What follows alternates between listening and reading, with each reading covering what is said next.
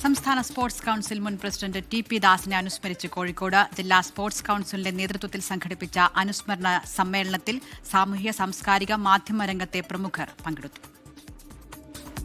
മികച്ച സഹകാരി, കായിക സംഘാടകൻ തുടങ്ങിയ മേഖലകളിൽ തന്റേതായ വ്യക്തിമുദ്ര പതിപ്പിച്ച സംസ്ഥാന സ്പോർട്സ് കൌൺസിൽ മുൻ പ്രസിഡന്റ് ടി.പി. ദാസിനെ ഓർത്തെടുക്കുകയാണ് കോഴിക്കോട്. ജില്ലാ സ്പോർട്സ് കൌൺസിലിന്റെ നേതൃത്വത്തിലാണ് ടി.പി. ദാസിന് അനുസ്മരണം നടന്നത്.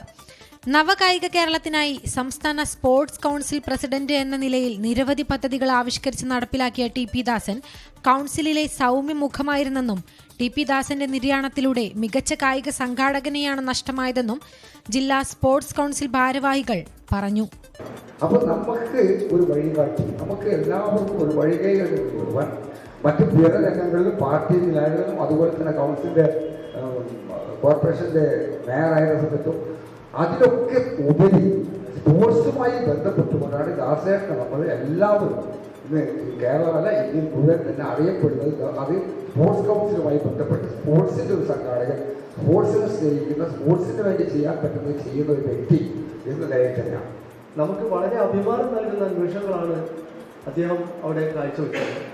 നമ്മുടെ ജനറൽ ബോഡി മീറ്റിംഗ് എല്ലാം വളരെ കുറ്റമറ്റ രീതിയിൽ കൈകാര്യം ചെയ്യുകയും സമർത്ഥമായ രീതിയിൽ കാര്യങ്ങൾ അവതരിപ്പിക്കുകയും ചെയ്യുന്ന ഒരു പാഠവും അദ്ദേഹത്തിനുണ്ട്.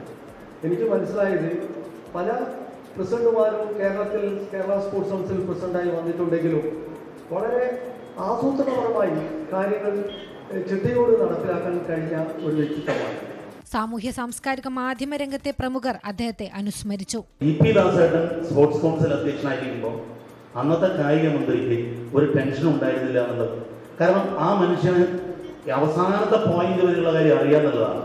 അത് ഒരു മാച്ച് വരുന്ന സമയത്ത് അതിന്റെ സംഘാടകനായി ബാക്ക് സ്റ്റോപ്പറായിട്ടും മിഡ്ഫീൽഡായിട്ടും സ്ട്രൈക്കറായിട്ടും ഒക്കെ ദാസേട്ടന് റോൾ എടുക്കാൻ പറ്റുമെന്നുള്ളതായിരുന്നു. അപ്പോൾ ആ ദാസേട്ടനാണ് നമ്മളെ വിട്ടുപോയത്. അദ്ദേഹം ജീവിച്ചിരിക്കുന്ന കാലത്ത് അദ്ദേഹത്തോട് നീതി പുലർത്താൻ നമുക്കൊന്നും വലിയ പറ്റിയില്ല എന്നാണ് എൻ്റെ വിശ്വാസം. Doctor Roy John, O Rajagopal, M Mohanan master, മുതിർന്ന മാധ്യമപ്രവർത്തകരായ ദീപക് ധർമ്മടം, കമാൽ വരദൂർ എന്നിവരും ചടങ്ങിൽ സന്നിഹിതരായിരുന്നു. 24 കോഴിക്കോട്.